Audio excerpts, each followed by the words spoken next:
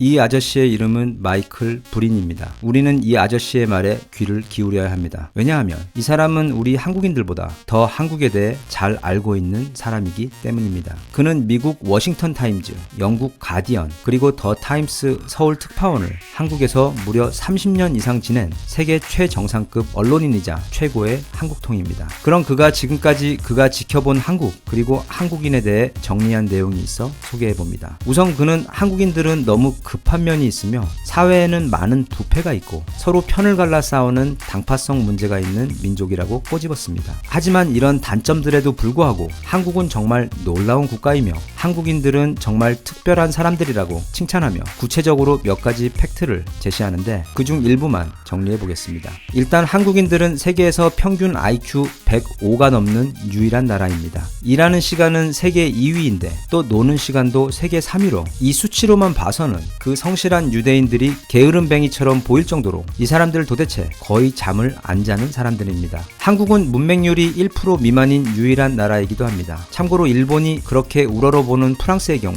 자국어를 쓰거나 읽지 못하는 국민의 수가 거의 25%가 넘습니다. 20년 전에는 그게 40%에 달했는데 인터넷의 발달로 신세대들의 문맹률이 많이 개선된 겁니다. 우리 주변에는 한글 모르는 사람이 거의 없습니다. 아이러니하게도 일상에서 그런 사람을 만나는 것은 지하철에서 책을 읽고 있는 사람을 발견하는 것만큼이나 드물 정도로 한국의 문맹률은 거의 존재하지 않는데 가까운 일본만 하더라도 일단 문자가 세상 복잡합니다. 만들다 만 것처럼 보이는 그 히라가나와 카타카나만 해도 머리가 아픈데 무슨 고집인지 거기다 한자까지 함께 섞어 쓰고 있어서 최근 일본의 이 30대의 경우 한자 문맹률이 심각한 수준에까지 이르렀으며 기존 세대들 중에서도 예를 들면 허리케인 아소의 경우도 공식적인 자리에서 한자를 잘못 읽어 망신을 당한 적이 한두 번이 아닙니다. 우리 한글 이야기와 자랑도 좀 하고 싶은데 그러면 영상이 너무 길어질 것 같아서 한글의 그 수많은 강점 중 딱 한 가지만 언급하겠습니다. 한글은 가장 많은 발음을 표기할 수 있는 문자입니다. 중국어가 400개, 일본어가 300개인데 반해 한글의 24개 문자는 무려 11,000가지 발음을 표현할 수 있습니다. 세종대왕님 선물 감사합니다. 한국은 미국과 전쟁을 했을 때 3일 이상 버틸 수 있는 8개 나라 중 하나인데 이건 2020년 현재에 와서는 아마도 훨씬 더 높아졌을 겁니다. 왜냐하면 최근 한국의 국방력은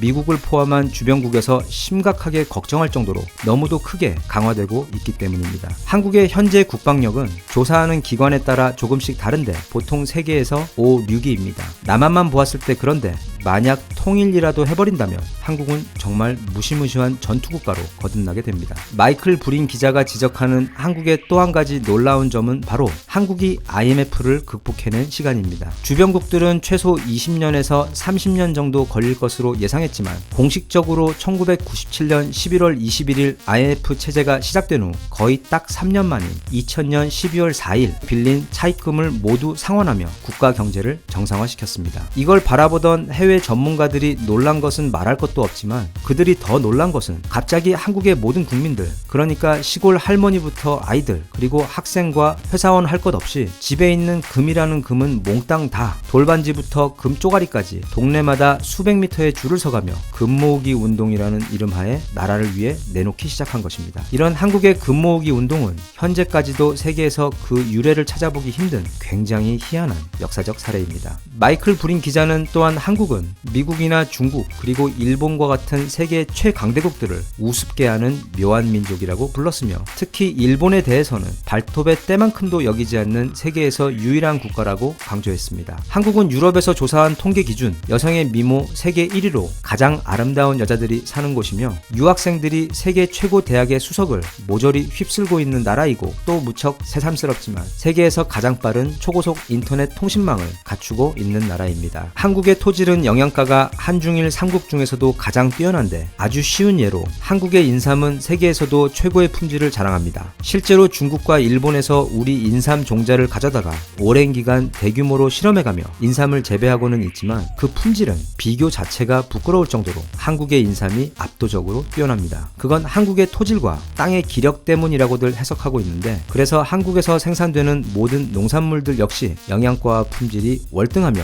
물맛도 좋고 음식들도 맛있습니다. 이 외에도 마이클 브린 기자가 언급한 내용들이 아주 많고 저 개인적으로 한국에 오래 살며 그리고 외국에 자주 다니며 느낀 것들이 무척 많은데 이 정도만 소개하고 차차 기회를 봐서 하나씩 이야기해 보도록 하겠습니다. 끝으로 한국과 한국인에 대해 제가 말하고 싶은 특징은 바로 한국인들이 엄청나게 똑똑하다는 점입니다. 이걸 다시 말하면 깐깐하다고도 표현할 수 있는데 동시에 새로운 것을 시도하는 것에 두려움이 없고 잘못된 것에 대해서는 그냥 입 다물고 있는 게 아니라 적극적으로 불만을 표시하고 바꿔야만 직성이 풀리는 그런 민족입니다. 바로 그런 특성 때문에 한국은 세계의 모든 기업들에게 있어 최고로 좋은 실험실이자 테스트베드가 되는 것입니다. 그게 신제품이던 새로 개발한 소셜 네트워크 서비스던 간에 일단 한국 시장에다 풀어놓으면 답이 나옵니다. 그리고 세계 시장에서도 가장 감각적이고 심각할 정도로 까탈스러운 취향을 가진 조사관들로 이루어진 민족이기 때문에 만약 한국 시장에서 살아남으면 그 상품이나 서비스는 세계 시장 어디에서도 크게 성공할 수 있습니다. 한국은 거의 국가 자체가 얼리 어댑터이기 때문에 빨리 사용해보고 그 엄청난 온라인 커뮤니티들을 통해 거의 실시간으로 피드백을 서로 주고받습니다. 만약 물건이 좋으면 갑자기 다들 텐트 들고 새벽에 나가 긴 줄 만들어 많이 사주고 물건이 나쁘면 제주사 사장 눈에 닭똥 같은 눈물 맺힐 정도로 살벌하게 깝니다. 그런데 그걸 그냥 까기만 하는 게 아니라 또 자기들끼리 벌써 해결책 찾아내서 개선된 물건을 만들어 그걸 또 온라인에 올리고 이제는 또 그걸 가지고 서로 품평회를 가집니다. 아무튼 민족 자체가 무슨 물 대신 레드불만 마시고 사는 사람들처럼